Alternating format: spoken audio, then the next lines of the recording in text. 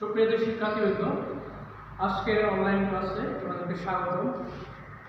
আমি তোমাদেরকে আজকে আলোচনা করব দ্বিতীয় পত্রের পঞ্চম অধ্যায়, বাংলাদেশ সরকার ও প্রশাসন কাঠামো। তো বাংলাদেশ সরকার ও প্রশাসন কাঠামো এই অধ্যায়টা খুবই গুরুত্বপূর্ণ একটা চ্যাপ্টার, যেখান থেকে বিগত দিনে বিভিন্ন বোর্ড পরীক্ষায় অনেক প্রশ্ন এসছে।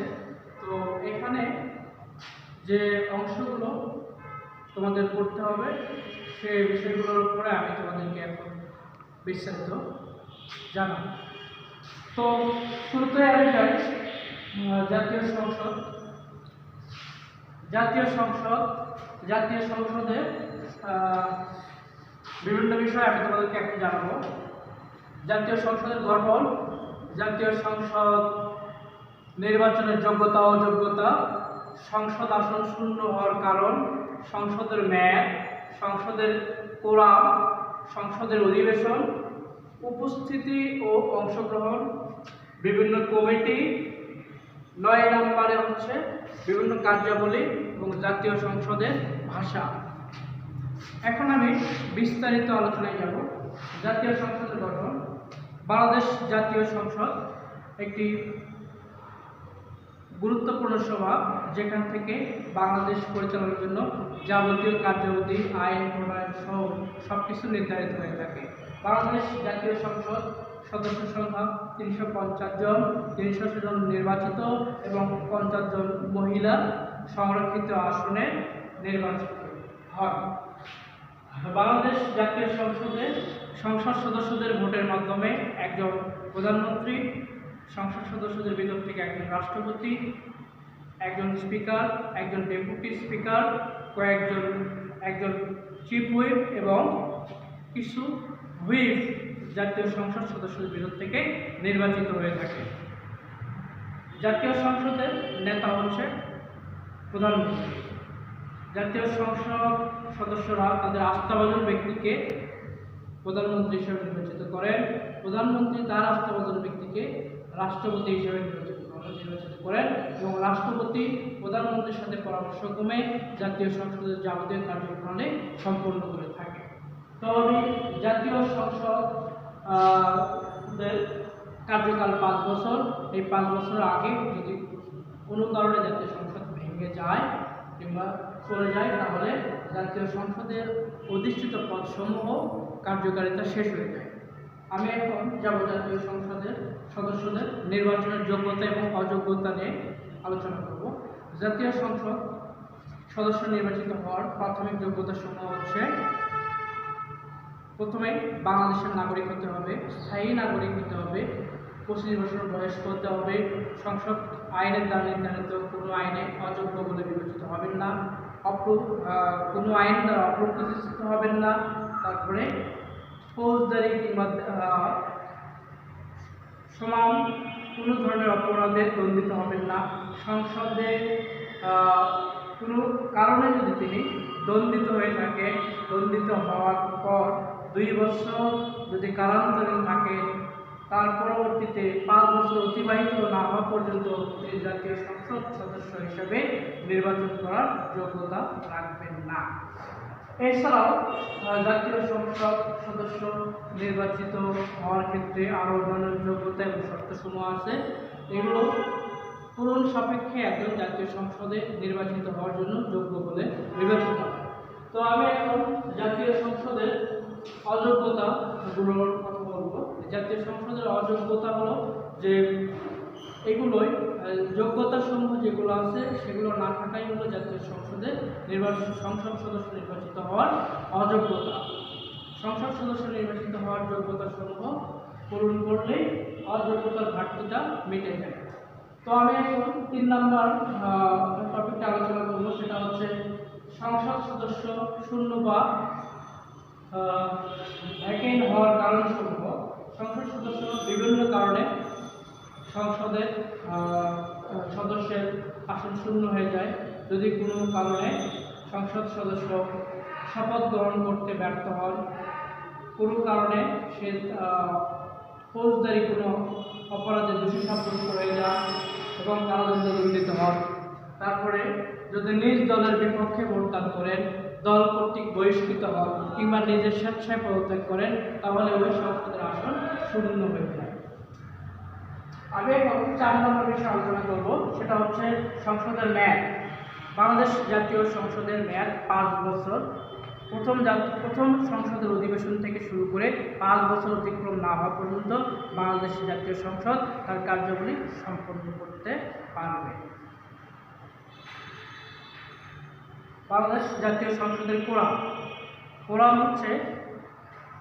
কোরাম তাকেই বলে যে সংখ্যক সংসদ সদস্য সংসদে উপস্থিত হতে পারলে বা সংসদে উপস্থিত হলে সংসদ তার কার্যক্রম বা স্পিকার, যিনি জাতীয় সংসদের সভাপতি হিসেবে দায়িত্ব পালন করেন, তিনি তার কার্যপ্রণালী সম্পন্ন করতে পারবেন কিংবা কার্যক্রম পরিচালনা করতে পারবেন, সেটাকে বলা হয় কোরাম। জাতীয় সংসদের মোট সদস্যের 1/5 সদস্য অর্থাৎ 60 জন সদস্য যদি সংসদে উপস্থিত থাকেন, তাহলে জাতীয় সংসদ তার কার্যক্রম পরিচালনা করতে পারবে। অধিবেশন। জাতীয় সংসদের অধিবেশন আহ্বান করেন, স্থগিত করেন কিংবা মুলতবি করেন রাষ্ট্রপতি। জাতীয় সংসদের অধিবেশন আহ্বান করেন তিনি, এবং সংসদের অধিবেশন সংক্রান্ত যাবতীয় বিষয়ের ক্ষেত্রে জাতীয় রাষ্ট্রপতির উপরে বিভিন্ন কার্যভার নির্ভর করে। উপস্থিতি ও অংশগ্রহণ। জাতীয় সংসদ সদস্যগণ সংসদে কতদিন উপস্থিত থাকবেন, কতদিন উপস্থিত থাকবেন না, কী কী ক্ষেত্রে অংশগ্রহণ করতে হবে, কোন ক্ষেত্রে অংশগ্রহণ করতে হবে বাধ্যতামূলক, আমি এখন সেসব বিষয়ে বলব। জাতীয় সংসদের সদস্যগণ সংসদে উপস্থিত থাকবেন অবশ্যই 90 দিন। সংসদের সভাপতি কিংবা সংসদের অনুমতি ব্যক্তি রেখে 90 দিন, 90 কার্য দিবসের বেশি দিন তিনি সংসদের বাইরে থাকতে পারবেন না, এবং সংসদে বিভিন্ন গুরুত্বপূর্ণ বিষয় অধিবেশন সহ বিভিন্ন কার্যাবলীর ক্ষেত্রে সংসদ সদস্য অংশগ্রহণ করা বাধ্যতামূলক। সংসদে বিভিন্ন ধরনের কমিটি থাকে, আমি এখন কমিটি বিষয়ে নিয়ে কথা বলবো। সংসদ এই সমস্ত কমিটিগুলোর মাধ্যমে রাষ্ট্রীয় বিভিন্ন ধরনের গুরুত্বপূর্ণ কার্যাদি সম্পন্ন করে থাকে, যেমন অর্থ বিল সংক্রান্ত কমিটি, সংসদীয় বেসরকারি বিল সংক্রান্ত কমিটি, বিভিন্ন সংসদীয় স্থায়ী কমিটি, সংসদীয় অধিবেশন সংক্রান্ত কমিটি, এছাড়াও বিভিন্ন ধরনের সংসদীয় কমিটি থাকে, যে কমিটিগুলোর মাধ্যমে সংসদ তার কার্যক্রমগুলো সম্পন্ন করে থাকে। বিভিন্ন ধরনের বাছাই কমিটি থাকতে পারে, তোমরা বইয়ে একটু দেখে নিবা। 9 নম্বর কার্যপ্রণালী। সংসদ তার কার্যপ্রণালী সংসদের মাননীয় স্পিকারের উপর নির্ভর করে সম্পন্ন করে থাকেন। তিনি যেভাবে সংসদের কার্যক্রমটা নির্ধারণ করবেন, প্রধানমন্ত্রীর সাথে পরামর্শ করে কিংবা অন্যান্য তার অধীনস্থ লোকদের সাথে পরামর্শ করে সেইভাবে কার্যক্রমগুলো সম্পন্ন হবে। ভাষা।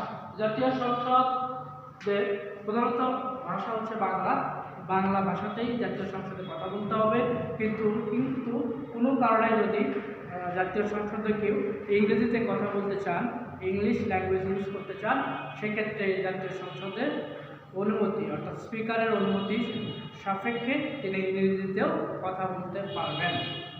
তো আমি তোমাদেরকে এখন জাতীয় সংসদের গুরুত্বপূর্ণ বিষয়গুলো সম্পর্কে আলোচনা করলাম। জাতীয় সংসদের গঠন, জাতীয় সংসদ সদস্য নির্বাচিত হওয়ার যোগ্যতা অযোগ্যতা, সংসদ আসন শূন্য হওয়ার কারণ, সংসদের মেয়াদ, সংসদের কোরাম, সংসদের অধিবেশন, সংসদ সদস্যদের উপস্থিতি ও অংশগ্রহণ, সংসদীয় বিভিন্ন কমিটি, সংসদের কার্যপ্রণালী এবং সংসদীয় ভাষা।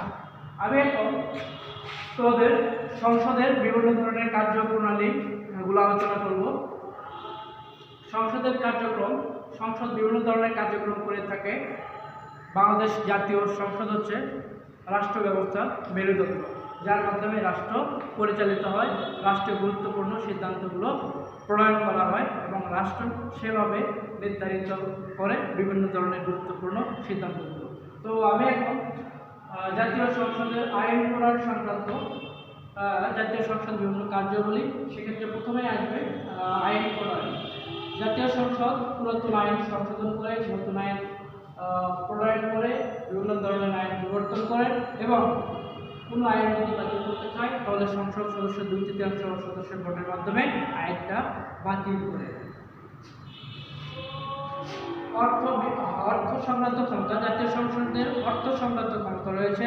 সংসদের অর্থ বিল, বিভিন্ন ধরনের অর্থ, বাজেট, ট্যাক্স ধার্যকরণ বিভিন্ন ক্ষেত্রে জাতীয় সংসদ তার কার্যক্রম সম্পন্ন করে থাকে এবং হস্তক্ষেপ করে থাকে।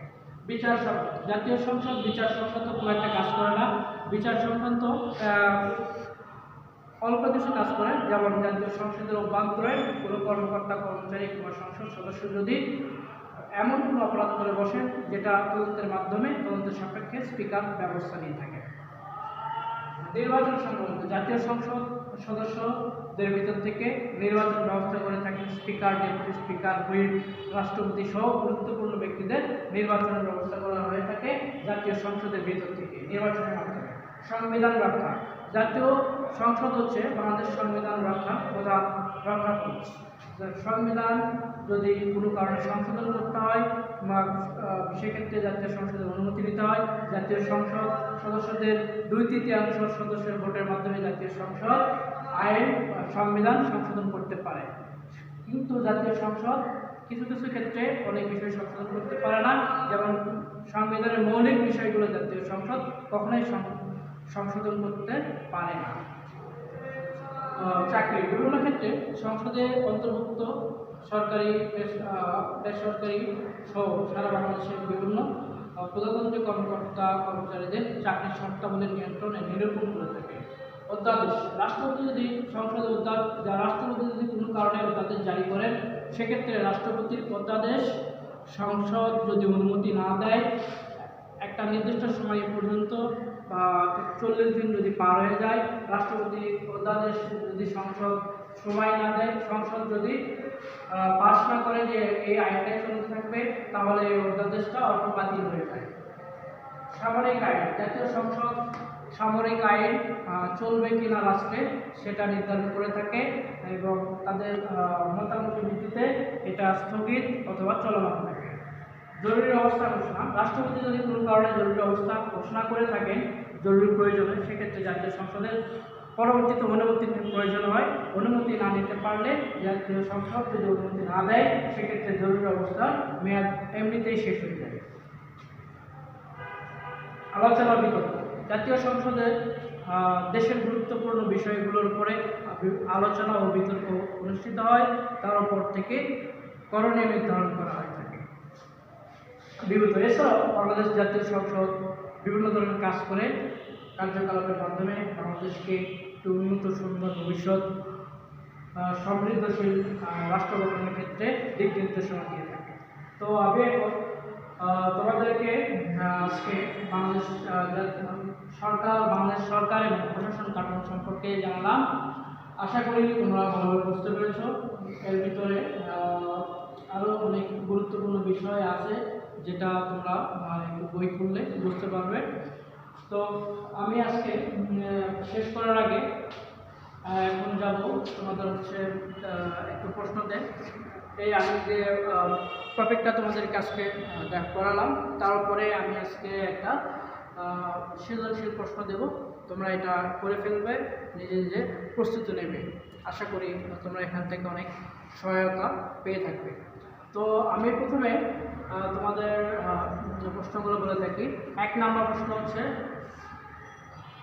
সংসদ কি? 2 নম্বর জাতীয় সংসদের গঠন ও আলোচনা। জাতীয় সংসদের গঠন আলোচনা করো।